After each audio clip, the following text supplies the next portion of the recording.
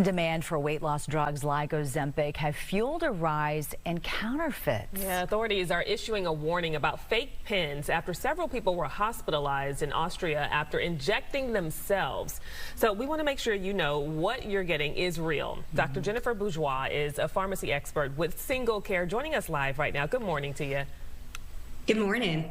So, these medications, Ozempic and Wegovy, are pretty hard to find, and they're very popular prescriptions on the market. Are criminals exploiting this? Yeah, absolutely. So the FDA reports there are roughly 35,000 active online pharmacies.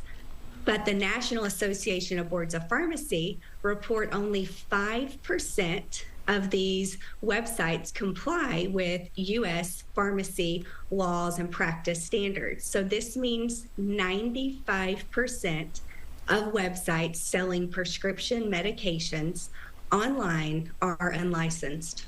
That is that's a big number. a very scary number that you just put out there. Okay, so let's talk about someone who wants this medication. Perhaps they've already gotten it online. How can they tell if it's counterfeit? Is there anything that's obvious about it? Yeah, absolutely. So if there are really 4 ways that I want to share that would let you know your pharmacy is likely safe. One is that it requires a doctor prescription. So we know these medications are prescription products. 2, it has a licensed pharmacist on staff. 3, the address is within the United States. And 4, the pharmacy is licensed through the State Board of Pharmacy.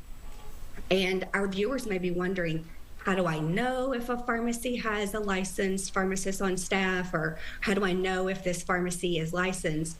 And I want to share a resource that I think will be very helpful. It's called Be Safe RX.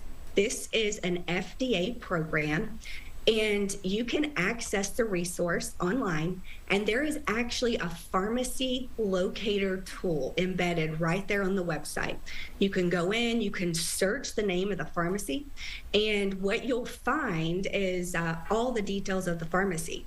Is the license active? Do they have a licensed pharmacist on staff? Where is the pharmacy located, etc.?